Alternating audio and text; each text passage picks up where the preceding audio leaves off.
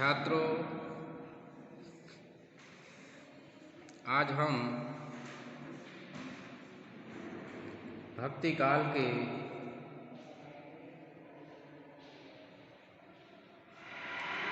ज्ञान मार्गी शाखा के क्रांतिकारी कवि के रूप में प्रतिष्ठित संत कबीर दास जी के विषय में जानेंगे। उनके विषय में ये कहा जाता है कि कबीर वाणी के डिक्टेटर थे। तो आज हम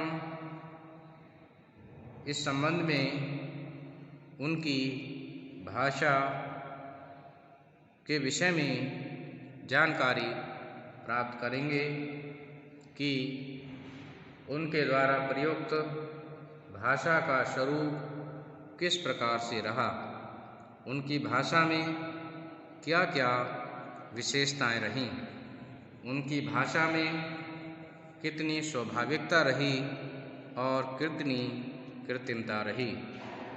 इस प्रकार की बहुत सी जानकारी आज हम इस विषय के अंतर्गत प्राप्त करने का प्रयास करेंगे। हिंदी साहित्य में कबीर का व्यक्तित्व और कृतित्व अनूठा रहा है।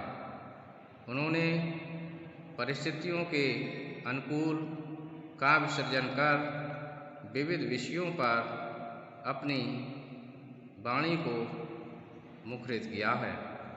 यद्यपि वे पढ़े लिखे नहीं थे, क्योंकि उन्होंने कहा है कि मत्स्य कागज छुओ नहीं, कलम गयो नहीं हाथ। तो यह बात सिद्ध करती है कि उनके लिए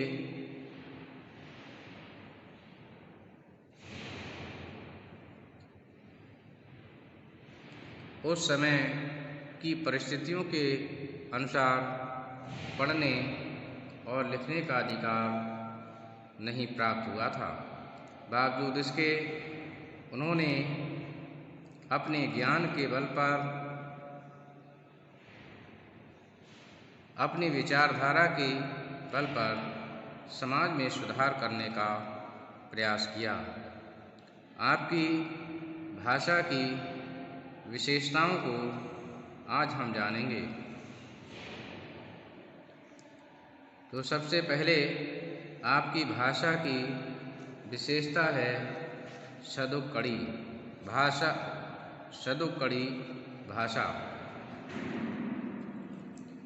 कबीर की भाषा को आचार्य रामचंद्र शुक्ल ने सदुक्कड़ी कहा है, तो श्याम सुंदर दास ने पंचमेल खिचड़ी।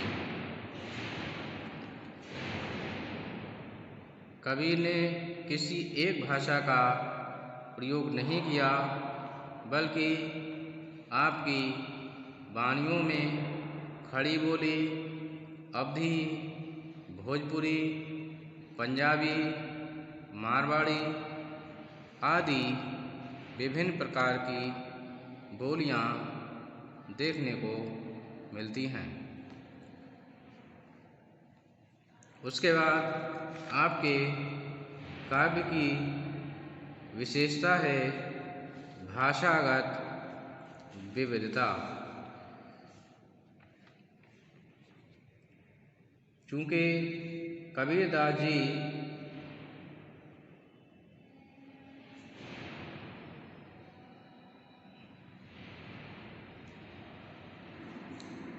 किसी एक भाषा के पक्षपाती नहीं रहे, वे सदैव भाषा में विविधता के पक्षधर रहे हैं, क्योंकि वे अक्सर भ्रमण करते रहते थे और इस कारण से उनके काव्य में अनेक प्रकार की भाषाओं के शब्द सम्मिश्रित दिखाई देते हैं।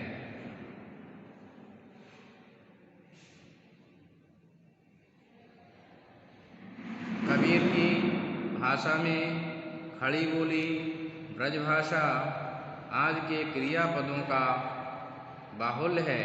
कारक चिन्हों में के, सा आदि अवधि के हैं, का और ये राजस्थानी का। इस प्रकार से उनके भाषा में भाषागत विविधता देखने को मिलती है। यद्यपि उन्होंने कहा है कि उनकी भाषा पूरब की है। इस विषय में उन्होंने लिखा है कि बोली हमारी पूर्वी, हमें लखे नहीं कोय, और हमको तो सोई लखे जो धुर पूरब को होय। इस प्रकार से उन्होंने इस बात को बताने का प्रयास किया है कि वह पूर्वी क्षेत्र के रहने वाले थे और उसका प्रभाव उनकी भाषा पर निश्चित रूप से पड़ा है, इसमें कोई संशय नहीं है। उसके बाद भाषा का स्वरूप विषय पर चर्चा करेंगे और उनके भाषा के स्वरूप को जानने का प्रयास करेंगे। कबीर ने अपनी एक साखी में बोली विषयक धारणा को व्यक्त करते हुए लिखा है कि वे पूर्वी क्षेत्र के रहे और उनकी भाषा पूरब की रही। कबीर ने अपनी साखियों के आधार पर अनेक विद्वानों ने कबीर की भाषा को अवधि, पूर्वी अवधि बताया है। डॉक्टर श्याम सुंदर दास ने भाषा के विषय में लिखा है कि पूर्वी से उनका क्या तात्पर्य है ये नहीं कह सकते। उनका बनारस निवास पूर्वी से अवधि का अर्थ देने के पक्ष में है, परंतु उनकी रचना में भोजपुरी, अवधी और भोजपुरी दोनों बोलियां पाई जाती हैं। तो इस प्रकार से वे पूर्वी की ओर इशारा करते हैं, जिसमें अवधी और भोजपुरी दोनों ही दिखाई देती हैं। उसके बाद हम देखते हैं कि भाषा वैविध्य का कारण क्या है। कबीर की भाषा में अनेक भाषाओं का सम्मिश्रण मिलता है। इसका प्रमुख कारण है कि वे घुमक्कड़ स्वभाव के रहे। उन्होंने अनेक स्थानों का भ्रमण किया और अनेक स्थानों पर निवास भी किया, जिसके कारण से उनकी भाषा में विविधता देखने को मिलती है। अतः स्वाभाविक ही है कि उनकी भाषा पर अन्य बोलियों का भी प्रभाव सहज रूप से पड़ा है। कबीर की भाषा में विविधता मिलने का एक अन्य कारण ये भी है कि कबीर जन सामान्य के मार्गदर्शक थे। उन्होंने अपनी भाषा में जनवाणी का प्रयोग किया, उसी भाषा का प्रयोग किया जिससे वे श्रोता आसानी से समझ सकें। इसलिए मौलवियों एवं मुल्लाओं को उपदेश देते समय उनकी भाषा में अरबी और फारसी के शब्द अधिक मात्रा में मिलते हैं, तो साधु संतों को उपदेश देते समय हिंदी के तत्सम शब्दों का प्राधान्य देखने को मिलता है।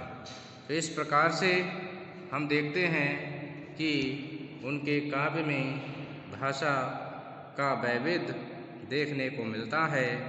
भ्रमण प्रवृत्ति और अपने उपदेश को सही प्रकार से संचारित करने की भावना के कारण उनकी भाषा में विविधता देखने को मिलती है।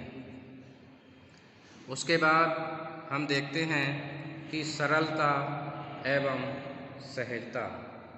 कबीर की भाषा उनके व्यक्तित्व के समान ही सादी और सरल है।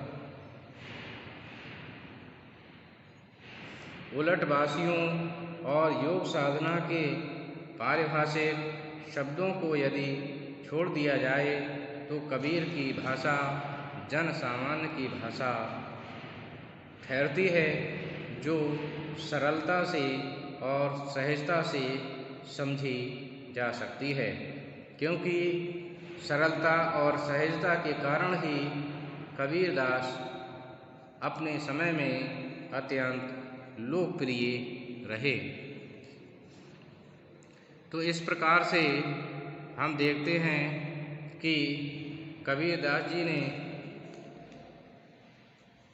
जिस स्थान पर भी गए और जैसा वातावरण देखा उसी के अनुसार उन्होंने भाषा को अपनाया। आचार्य हजारी प्रसाद द्विवेदी जी ने उनके भाषा के विषय में कहा है कि भाषा पर कबीर का जबरदस्त अधिकार था। वे वाणी के डिक्टेटर थे। जिस बात को उन्होंने जिस रूप में प्रकट करना चाहा उसी रूप में भाषा से कहलवा दिया। बन गया तो सीधे सीधे, नहीं तो दरेरा देकर। भाषा कबीर के सामने लाचार सी नज़र आती थी। उसमें मानो हिम्मत ही नहीं थी कि इस लापरवाह फक्कड़ की किसी फरमाइश को मना कर सके। तो इस प्रकार से हम कह सकते हैं कि कबीर वाणी के डिक्टेटर थे।